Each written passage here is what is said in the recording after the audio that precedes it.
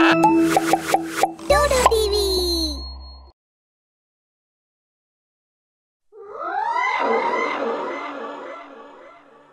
वैसे तो नए साल पर हर गांव, हर शहर में नए साल आने से पहले बहुत धूम हुआ करती थी, लेकिन इस गांव में हर नया साल खौफ के साए में आता था।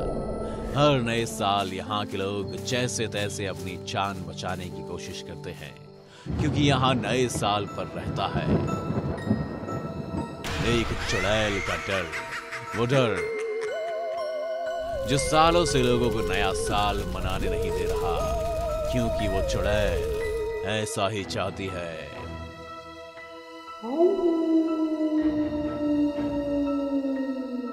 अरे नाथू, कि नया साल आने वाला है, हमने सारी तैयारी तो कर ली है ना? अरे दीनू भैया, हम लोगों की क्या तैयारी? लोग नए साल पर पार्टी सार्टी करते हैं और हम अपने गेट खिड़की सब बंद करके चुड़ैल से बचने की तैयारी करते हैं। काहे की पार्टी?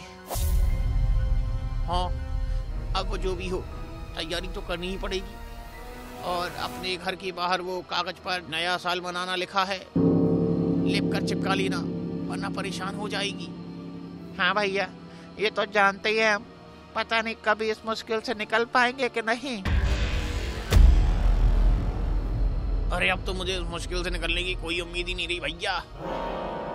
न जाने कितने सालों से, कितनी पीढ़ियों से इस गांव में नया साल नहीं मना है, और शायद मरेगा भी नहीं, क्योंकि उस चुड़ैल को ये पसंद नहीं है। अरे इधर आओ दीनू भैया, हम क्या कह रहे हैं, क्यों ना हम ऐसा करें कि देखो, घर के बाहर पर्ची तो हम चिपकाते ही नए साल मनाना है लिखकर, तो अंदर चुपचाप एक छोटी सी पार्टी कर लेंगे, तो किसको क्या पता चलेगा। दिन में ही तुम हरिया मंगू हमारे घर आ जाना, और फिर हम चारों खाएंगे पिएंगे झूमेंगे। पर हाँ, चुड़ैल से बचने के लिए बाहर पर्चा चिपका देंगे, फिर वो चुड़ैल अंदर नहीं आ पाएगी बे। दीनू नाथू की बातों में आ जाता है और वो अपने बाकी दोस्तों मंगू और हरिया के साथ मिलकर यह तय कर लेता है कि नए साल की पार्टी कल ऐसे ही छिप कर की जाएगी। इधर पूरा गांव चुड़ैल से बचने की तैयारियां कर रहा है। घरों से बाहर चिपकाने के लिए पर्चे और बोर्ड बनाए जा रहे हैं।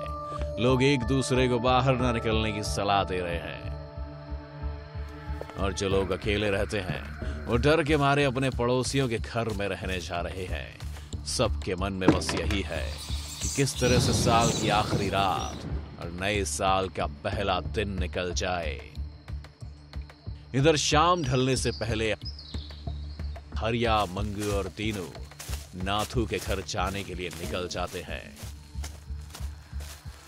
आ गए तुम लोग, बहुत बढ़िया किया। सब सामान लायो ना, पार्टी वाला हैं? सब लायो ना? अबे हाँ बे, ये देखो बोतल, ये खाने का सामान, अबे सब कुछ है, बहुत मस्त पार्टी करेंगे।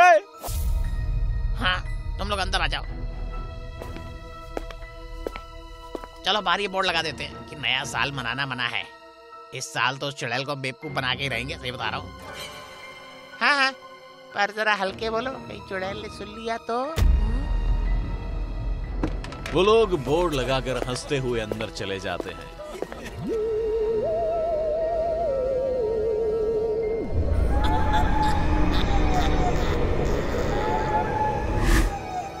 अंदर पार्टी चल रही है और बाहर बोर्ड लगा हुआ है। जोर से हवा चलती है और अचानक से बोर्ड गिर जाता है और जोर से हंसी गूंजने लगती है। सालों से जानते हैं ये लोग कि नया साल मनाना मना है, फिर भी ये लोग नया साल मना रहे हैं। हर साल तो कोई ना कोई शिकार गलती से मेरे जाल में फंसता है, लेकिन इस बार तो ये लोग जानबूझकर मेरे हाथों मरना चाहते हैं। मुझे बेवकूफ बनाने चले थे ना, अब मरेंगे तब समझ आएगा कि आखिर बेवकूफ बनाना होता क्या है। ऐसा कहते हुए चुड़ैल घर के बंद दरवाजे से अंदर घुसती है। अंदर नाथू, दीनू, हरिया और मंगू पार्टी कर रहे हैं। चुड़ैल को देखते ही चारों डर जाते हैं। क्या लगा था बहुत होशियार हो तुम और मैं बेवकूफ, तो मुझे बेवकूफ बनाओगे और मैं बन बन जाऊंगी? नहीं, बिल्कुल नहीं। मैं तो बेवकूफ नहीं बनूंगी, पर तुम सब जान से जरूर जाओगे, वो भी अभी के अभी। अरे नहीं, हमको मत मारो। नया साल मनाने की इतनी बड़ी सजा। हाँ, तो क्या तू नहीं जानता? सालों से इस गांव में नया साल मनाना मना है। नहीं पसंद मुझे नया साल मनाना। कितने लोगों की जान जा चुकी है इसी वजह से, और तूने फिर वही गलती की। बातों का वक्त खत्म हुआ, अब मरो। चुड़ैल अपने एक हाथ से नाथू की और एक हाथ से हरिया की गर्दन पकड़ लेती है और दोनों को दूर फेंक देती है। वो अपनी आंखों को और गर्दन को इधर उधर घुमाती है और बोतलें एक दूसरे से टकराकर टूटने लगती है। फर्नीचर गिरने लगता है। लोग भी अपने घरों की खिड़कियों से, दरवाजों से झांकने लगते हैं। कुछ लोग डरते डरते बाहर भी आ जाते हैं। जैसे ही चुड़ैल इन चारों को मारने के लिए अपनी शक्ति का इस्तेमाल करती है, तभी अंदर से एक आवाज आती है और एक तांत्रिक बाहर आता है। रुक जा चुड़ैल, तेरा खेल अब खत्म हुआ। अब तू नहीं बचेगी। तूने बहुत सालों से इस गांव के लोगों को नया साल नहीं मनाने दिया। तेरे खौफ की वजह से यहाँ सालों से सेलिब्रेशन नहीं हुआ, और अब तेरे खत्म होने से ये सब खुशियां मनाएंगे। तांत्रिक तू यहाँ कहाँ से आया? हमने बुलाया, ये सब हमारा प्लान था। हमारी पार्टी की प्लानिंग करना, तुम्हें पार्टी में आने के लिए उकसाना, बोर्ड को हल्का लगाना ताकि वो गिर जाए। हम जानते थे कि ऐसा करने पर तुम आओगी, और फिर बाबा तुम्हें खत्म करके गांव वालों को तुम्हारे खौफ से मुक्त करवाएंगे। इतना बड़ा खेल तुम लोगों ने मेरे साथ खेल खेला। कोई नहीं बचेगा, तुम में से कोई नहीं बचेगा। इन सब को तो तू हाथ भी नहीं लगा पाएगी, पर अब तू नहीं बचेगी। ऐसा कहकर बाबा अपने हाथ को हवा में घुमाते हैं और एक रस्सी उनके हाथ में आ जाती है, जिससे वो चुड़ैल को बांध देते हैं। इस रस्सी से तू मुझे क्या बांधेगा? ये ले। ऐसा कहकर रस्सी तोड़ने की कोशिश कर रही होती है। तभी बाबा अपने मंत्रों से एक चाकू लाते हैं और चुड़ैल के पेट में घुसा देते हैं।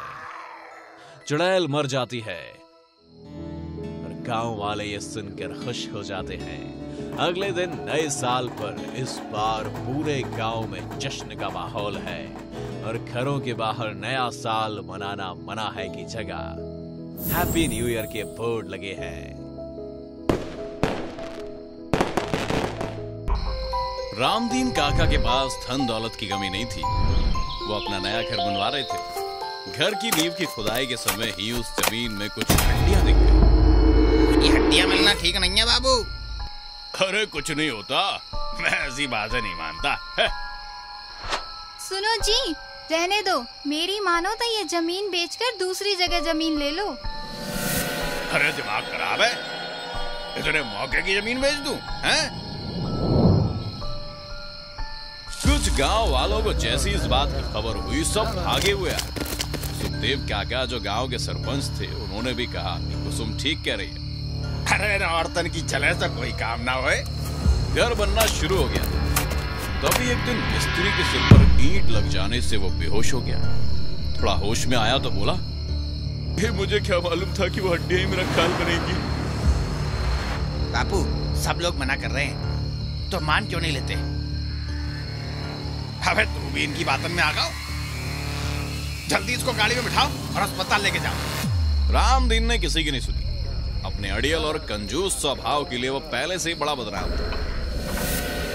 भैया, मैं तो यहाँ काम नहीं करूंगा। कौन अपनी जान जोखिम में डाले भैया? रामदीन दूसरे गांव से मजदूर देखता है। रामदीन रात दिन मजदूरों से काम करवाते एक दिन जैसे ही घर के लिए निकले, घर बन भी गया तो रह नहीं पाओगे। कौन है? सामने आओ। उनकी धोती किसी पत्थर में अटक जाती है और वो गिर पड़ते हैं। वो करते उठते हैं, देखते हैं घुटना छिल गया था। इतने सही जगह रामदीन अपने घर की तरफ भागते हैं, किसी को कुछ नहीं बताते। किसी तरह से 6 महीने में घर बनकर तैयार हो गया। रामदीन पूरे परिवार के साथ एक छोटा सा हवन करवाकर उसी में रहने आ गए।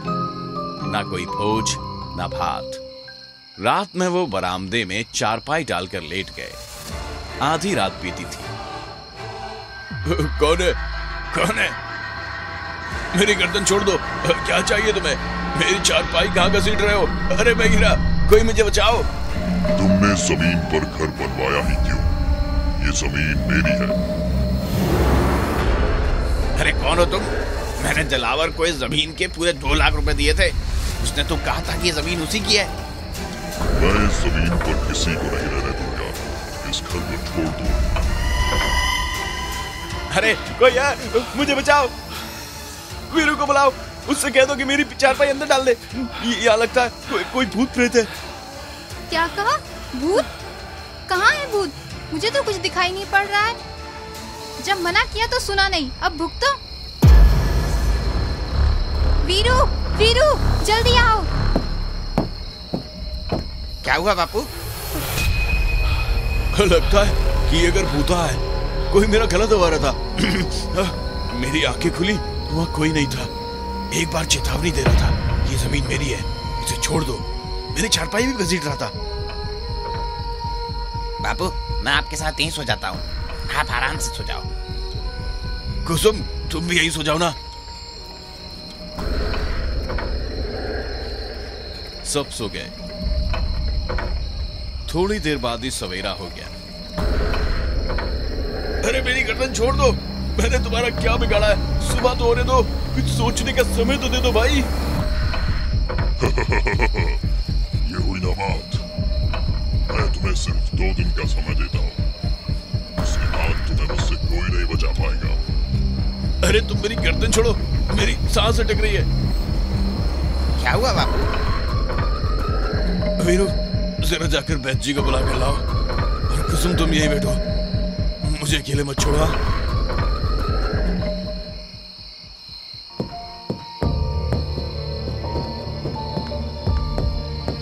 बापू, वैद जी आ गए।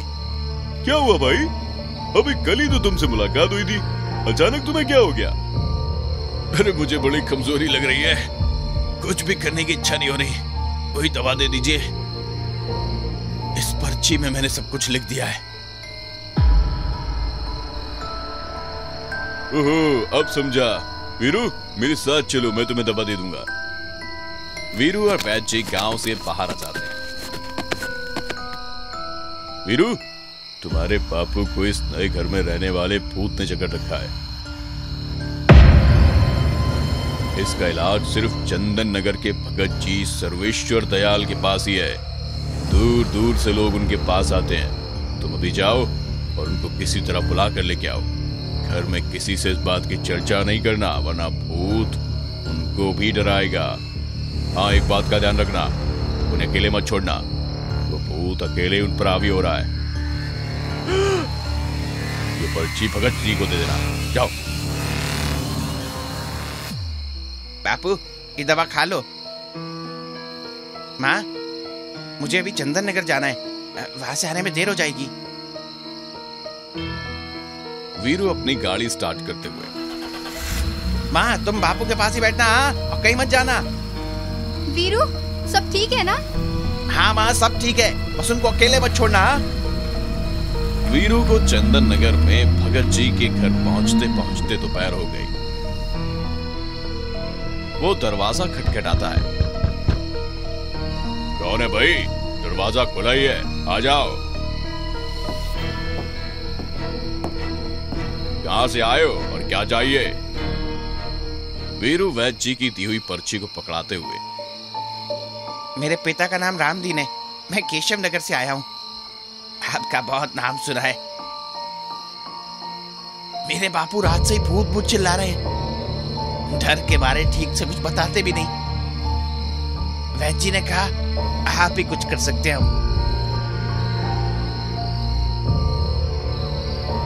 पर्ची पढ़कर मन ही मन खुश होते हुए। ठीक है, चलो, कैसे जाना है? गाड़ी है मेरे पास। चलो। भगत जी अपने झोले में कुछ आवश्यक सामान डालकर तैयार हो जाते हैं। वीरू गाड़ी स्टार्ट करता है। भगत जी गाड़ी में बैठ जाते हैं और उसके घर पहुंच जाते हैं। आइए भगत जी। माँ बापू कहाँ हैं? अभी तक सो ही रहे हैं। चलो उनके पास ही चलो, जरा पानी ले आओ। वीरू की मां पानी लेकर आती है। भगत जी पानी अपनी हाथों की अंजलि में लेकर ध्यान की मुद्रा में बैठ जाते हैं। ये प्रेत थोड़ा अड़ियल दिख रहा है। आप लोग कब से यहाँ रह रहे? भगत जी कल ही तो हवन करवाया था और रात में बापू चीख पुकार मचाने लगे। रामदीन उठो, इधर देखो। रामदीन अचानक उठकर बैठ जाता है, बदली हुई भारी आवाज में। वीरू और उसकी मां आवाज सुनकर डर जाते हैं। दोनों एक दूसरे की तरफ भयभीत नजरों से देखते हैं। मैंने इसको मना किया था कि ये यहाँ नहीं रह सकता। तुम मेरे और इसके बीच मत पड़ो ना। तुमको रहने के लिए यही जगह क्यों चाहिए? इतना बड़ा गांव है, कहीं भी रह सकते हो। मैं क्यों जाऊं यहाँ से? इसी को जाना होगा। यहाँ से मुझे कोई नहीं निकाल सकता। वीरू जरा हवन की व्यवस्था करो, कैसे नहीं मानेगा। वीरू और उसकी मां पिछले दिन का रखा हुआ हवन सामग्री और हवन कुंड ले आते हैं। ये क्या कर रहे हो? आग नहीं जलाना। रामदीन तुरंत अपनी पत्नी के बालों को दोनों हाथों से पकड़कर खींचने लगता है। वीरू जैसे ही मां को बचाने जाता है, उसके सीने पर चढ़ जाता है। भगत जी हवन कुंड में अग्नि प्रज्वलित करके जैसे ही कुछ मंत्र जाप करने जाते हैं, अचानक सारी खिड़कियां और दरवाजे धड़धड़ाने लगते हैं। हवा की वजह से आग बुझ जाती है। रामदीन खिड़की की तरफ भागता है। तभी भगत जी का आसन हवा में उड़ने लगता है। वीरू, वो जल की बोतल पकड़ा दो। भभूत और अभिमंत्रित जल पूरे घर से लेकर बाहर तक छिड़क देते हैं। तब उनका आसन नीचे आ जाता है। भगत जी हवन कुंड में अग्नि प्रज्वलित करते हुए ओम का उच्चारण करते हैं। मेरी बात सुनो। मैं कलकत्ते में एक जूट मिल में काम करता था। रात दिन काम करके, ओवर टाइम करके अपने भाई को पैसे भेजता था। मेरा परिवार यहीं रहता था। धीरे धीरे उसने और मेरी पत्नी ने मिलकर ये जमीन अपने नाम से खरीद ली। मुझे भनक भी नहीं लगी। जूट मिल में तालाबंदी होने से मुझे गांव आना पड़ा। यहाँ आने पर मेरी पत्नी और भाई के रंग ढंग बदले देखकर मुझे कुछ शक हुआ। जब मैंने खोजबीन शुरू की तो दोनों ने मिलकर मुझे रात को सोते समय गला घोट कर मार दिया और इस जमीन में रातों रात दबा दिया। अब तुम ही बताओ मैं कहाँ जाऊं? तुम्हारे साथ वाकई बहुत बुरा हुआ, और अपनी पत्नी और भाई से बदला लेने के बजाय तुम इस बेकसूर आदमी से बदला क्यों ले रहे हो? इन दोनों को तो कब का खत्म कर दिया। अरे इस धुएं से तो मेरा दम घुटने लगा। मुझे क्यों जकड़ रखा है? मैं चला जाऊंगा, तुम मुझे छोड़ो। भगत जी लौंग और घी से हवन करते हैं। मैं जा रहा हूं, पर ध्यान रहे कि मेरी मुक्ति के लिए भी इस रामदीन को पूजा करवानी होगी। भगत जी 2 घंटे में पूजा समाप्त करके उठते हैं। बाबा, आपने मुझे बचा लिया, अब इसकी मुक्ति भी आप ही को करवानी होगी। दूसरे दिन उस प्रेत की मुक्ति के लिए भगत जी हवन करते हैं और रामदीन का घर प्रेत मुक्त हो जाता है। भगत जी जाने के लिए अपना झोला उठाते हैं। तभी रामदीन उनके पास 5000 की गड्डी और उनके लिए कपड़े लेकर आता है। भगत जी कहते हैं, अरे इसकी क्या जरूरत थी? आप ठीक हो गए, मेरे लिए सबसे बड़ा इनाम है। बाहर आकर पैसे गिनते हैं। भगत जी, अब बताओ किसका घर भूतिया करना है? चुप रहे मूर्ख, वरना सच में तुझे मुक्ति दिलवा दूंगा। तो समझे आप, वो घर भूतिया नहीं था। भगत जी और भूत दूसरे भूतिया घर की तलाश में निकल जाते। सुजानगढ़ में एक अस्पताल था। पिछले कुछ दिनों से उस अस्पताल में लोग रहस्यमयी तरीके से मर रहे थे। सुबह के 5 बजे थे, तभी किसी के चिल्लाने की आवाज आती है और खून से लथपथ वार्ड बॉय की लाश मिलती है। जहां खून हुआ था वहां खून से सने किसी के बड़े बड़े पैरों के निशान थे। मौका वारदात पर पुलिस भी आ गई। आप तो नाइट ड्यूटी में थी, तो आपने कुछ भी देखा या नहीं सुना? हाँ, मैं नाइट ड्यूटी में थी, पर मैं अपने कमरे से रात को ही चली गई थी, क्योंकि एक मरीज का ऑपरेशन हुआ था और वो काफी सीरियस था। इसका खून किसने किया मुझे नहीं पता। मरने वाले वार्ड बॉय की किसी से कोई कहा सुनी हुई क्या? मैं नहीं जानती, मुझे नहीं पता। पुलिस वाले खून का सैंपल लेते हैं और बाकी फॉर्मेलिटीज और तहकीकात कर लाश पोस्टमार्टम के लिए लेकर चले जाते हैं। कुछ दिनों बाद कब्रिस्तान से एक चिन्ह अस्पताल में आ जाता है और वो एक लड़की का हाथ पकड़कर एक कमरे के अंदर खींच लेता है। उसी अस्पताल के वार्ड में नंदू चुपचाप अपने बेड पर बैठा था। वो एक दिन पहले एडमिट हुआ था।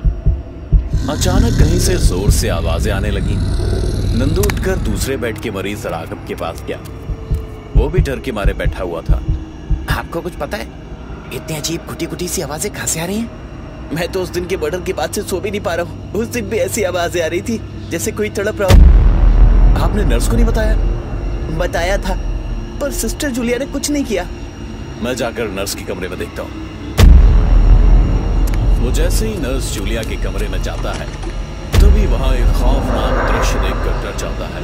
वो एक भयानक जिन्न था और एक लड़की को चाकू से गोद रहा था। चारों तरफ खून का फव्वारा छूट रहा था। धूल भरे बड़े बड़े पैरों के निशान देखकर नंदू वहां से वार्ड की तरफ भागते हुए आता है और आकर बेड पर बैठ जाता है। आपके कमरे में एक घायल लड़की पड़ी है। मैं अभी वहां गया था तो एक लंबा चौड़ा और बेहद भयानक शक्ल वाला जिन्न उस लड़की को चाकू मार रहा था। तुम्हें कैसे पता कि वह जिन्न था? मैंने अरेबियन नाइट्स में वैसे ही जिन्न देखे हैं, इसीलिए शायद।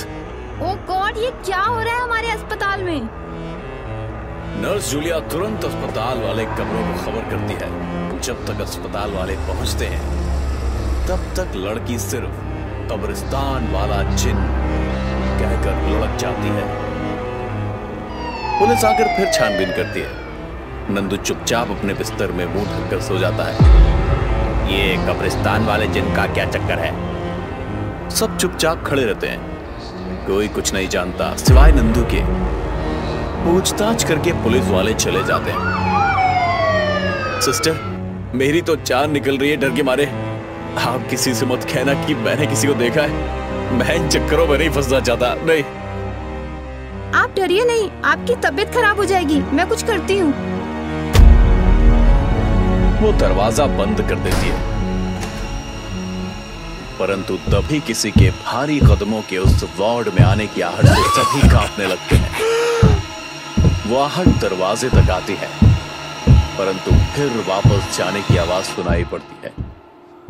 नर्स बाहर निकलकर देखती है तो दरवाजे पर लगा पीतल का क्रॉस बिल्कुल लाल हो गया था और धूल भरे पैर के निशान देखकर ही वो समझ जाती है कि ये जरूर कोई भूत प्रेत या जिन्न ही है। थैंक गॉड, अभी तो शायद इसी क्रॉस ने हम सबको बचा लिया। अगले दिन ड्यूटी बदलते ही सुबह सिस्टर रोजी वार्ड में आती है। अरे सिस्टर, नमस्कार, कैसी आप? मैं बिल्कुल ठीक हूँ। आपकी तबीयत कैसी है? तबीयत तो ठीक है, पर रात को ठीक से सो नहीं पाया। आधी रात होती अजीब अजीब सी आवाजें आनी शुरू हो गई थी। मेरी तो डर के मारे जान ही निकल गई। अच्छा, उस मर्डर की वजह से आप डर गए होंगे। सिस्टर, मैं उस रात को नर्स के रूम में गया था, लेकिन उस कमरे में खौफनाक साहिब किसी लड़की को मारते हुए देखकर वहां से भाग चला था। हाँ, पुलिस तहकीकात कर रही है। मैडम, ऐसे मामलों में पुलिस कुछ नहीं कर पाएगी। इसे तो कोई पीर फकीर या तांत्रिक ही भगा सकता है। हाँ देखो अस्पताल वाले क्या करते हैं। तभी अस्पताल में मनोहर नाम का एक आदमी भर्ती होता है। अरे भाई, तुम्हें क्या बीमारी है? तुम किस वजह से अस्पताल में हो? मुझे बहुत तेज बुखार है। तभी नर्स मनोहर को दवा देने आती है। इतनी खूबसूरत नर्स को देखकर मनोहर का दिल मचल उठता है। मनोहर उसको देखकर बोलता है, वाह, आप तो बहुत खूबसूरत हैं। आपको तो देखकर ही मेरा बुखार उतर गया। क्या बोला? कुछ नहीं, कुछ भी तो नहीं। ये दवा खा लो, कल सुबह जब डॉक्टर आएंगे तो जो भी तकलीफ होगी बता देना। आपके हाथ से तो जहर भी खा लूंगा। अभी क्या बोला आपने? कुछ नहीं, मैं तो कह रहा था कि लाइए दवा खा लेता हूँ। सिस्टर रोजी गुस्से में पैर पटकती हुई वहां से चली जाती है। अरे राघव, ये तो एक नंबर का दिलफेक इंसान है। इसका नर्स पर ही दिल आ गया। बताओ। तुम्हें नर्स से ऐसे नहीं बोलना चाहिए। अगर गुस्से में आ गई ना तो ऐसा वैसा इंजेक्शन लगा देगी तो होश ठिकाने आ जाएंगे। अरे भाई, मैं किसी से डरता थोड़ी हूँ। तभी आवाजें आनी फिर से शुरू हो जाती हैं। इस बार मनोहर उठता है और बाहर नर्स के कमरे में जाने लगता है। दोनों से मना करते हैं पर वो नहीं मानता। वो जैसे ही नर्स के कमरे के बाहर जाता है, उसे अजीब घुटी घुटी सी आवाजें सुनाई पड़ती हैं।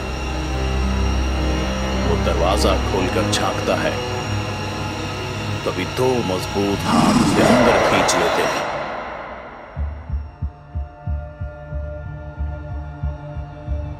अरे राघव, मनोहर अभी तक नहीं आया। लगता है सचमुच उसने किसी रोजी सिस्टर को अपनी मीठी बातों के जाल में तो नहीं फंसा लिया है। हाँ यार, चलो देखते हैं। जैसे ही वो दोनों नर्स के कमरे में जाते हैं, बाहर से ही जोर जोर उठा पटक की आवाज सुनाई पड़ती है। अरे यार, उसी कमरे में तो अभी भी मनोहर गया था।